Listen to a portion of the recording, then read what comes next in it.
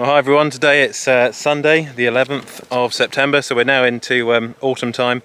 Earlier this week we had about 17 mil of rain, so the turnip field behind me, the turnips have come out the ground now and they'll be well away. Just behind me here, earlier on this week, they were harvesting the potatoes, Greenvale AP, and I actually went up to them and got a few sacks just for ourselves for the kitchen. Someone I know has got some potato crates, so I'm going to go and pick up a potato crate on Monday so that I can store some for the kitchen for this winter. So I'll be doing that this week. And then obviously we've got this field now which has been harvested. So I've got the Pottinger cultivator which is on the stack yard at the moment, and I'm going to bring that down and change the points this upcoming week because they are now worn out.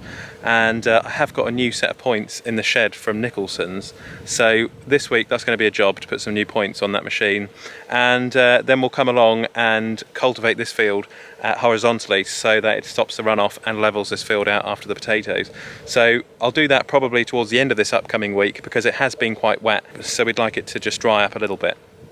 The machine they brought in was this huge Veritron, Grimy Veritron, which did the field in literally just about a couple of days.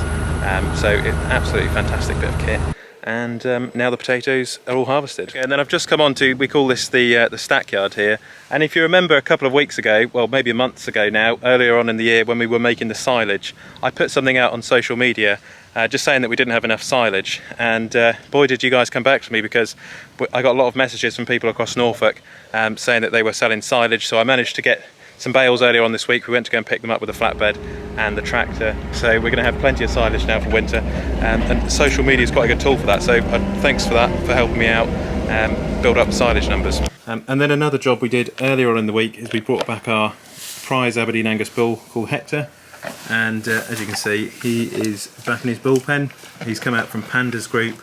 Panda was the group of Hereford Cross heifers which we've got down at the Broad. So he's come home, and he'll be home until next spring now. And back in the machinery shed, I've been storing some more bales, some more straw inside, ready for the winter. And then also, as we had a lot of rain this week, very difficult to get out with the tractor and finish off some of my mowing jobs, I actually took the toolbox off, which I've currently got sitting in the workshop, and I found a company to powder coat the toolbox because all the paint was coming off.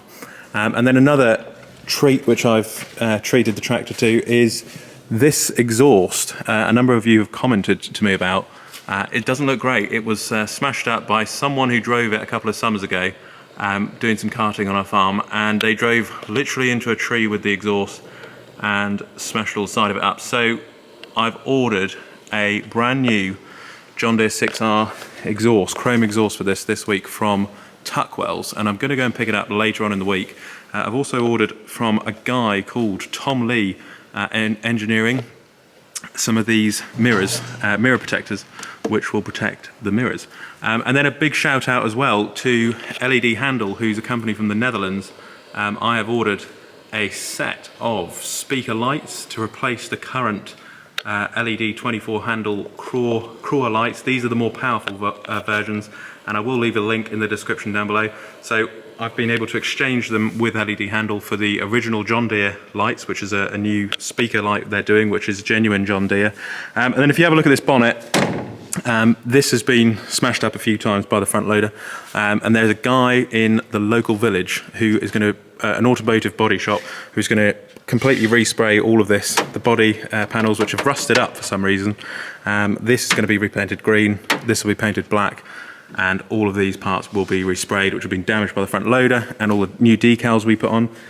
There's a couple of leads down here which have rusted up from just mud in the winter months. They've been replaced, and yeah, then it should hopefully tidy this tractor up. We did look at the 6R the other day, the new 6R 185, but the build times on them are so long and they're so expensive now, the new John Deeres, that we decided instead of buying the new one, we would spend some money on this tractor.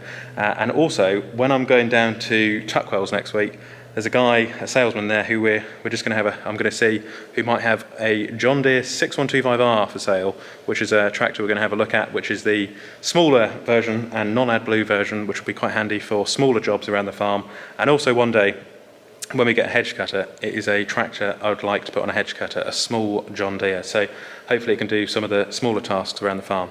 And it would be nice to have a cab on a tractor when I'm doing the gallops in the winter, because it gets very wet, and yeah, it would be quite handy. So that's something we're going to have a look at later in the week. Massey's, this is the 65. I was going around doing some arena work the other day with the rollers, doing some rolling, and as you can see, this bushing kept popping out of here. So, or track rod. So I've got to order a replacement rod here from the company. I did ask Cramp, but unfortunately this is such an old tractor, it's quite difficult to find these track rods. So I'm going to have to get a new one of those. This is obviously my old toolbox, which used to be on the John Deere, and took it off this week. Look at that, whole thing is just rusting apart because it hasn't got any good primer on there. And they've used like a water-based paint. So I've got to take this handle off, got to split it in half, there's a pin on the back which has got to be taken out. And then I'm going to take this to Aerocoat, shout out to Aerocoat in Great Yarmouth, who will powder coat the toolbox, and have told me it will last quite a long time if it's powder coated. So we're going to do it in black, and that's a job which will have to be done, which will be done this week. And then recently we've been mucking out the sheds, getting all the sheds cleaned out, ready for winter again.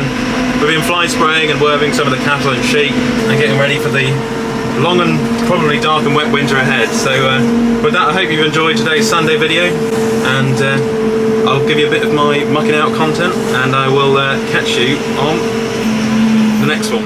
It's been a pretty good summer so far. As you can see, this is literally, well, one of the last loads out the yard for this year. We've been so busy already, watering the cattle, loading up grain lorries, stacking the straw, doing the subsoiling, and then as I was talking about next year, we're looking at the shed, which is quite exciting. So I've got the Aberdeen Angus herd as well, which we're going to grow hopefully. We've got the red poles at the moment. We'd like to go over to some Aberdeen Angus natives, same as Hector, our Aberdeen Angus bull. We've made our silage, we've stacked all the straw. We're just about to plant the turnips. Hopefully, fingers crossed, my box will turn up, the Stocks Ag cover crop box, and we can plant the turnips ourselves this year. Otherwise, we'll be planting them next year.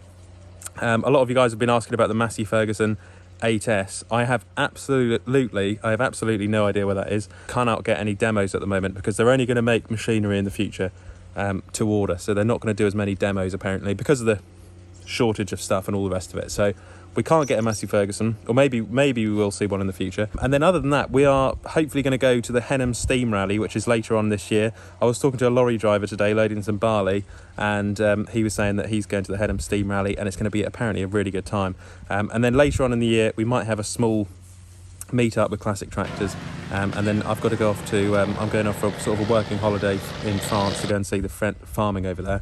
And then click your fingers, yeah, I know you shouldn't do this, I shouldn't say it, but it'll probably be autumn winter before long, so you kind of got to enjoy the good weather whilst it lasts. So I hope you're all having a good summer whatever you're up to. We're having a great summer at the moment. We've got more wood chip to chip up, we've got the rest of the barley to get out the shed, we're going to mill and mix some of it because feed is quite expensive this year as well.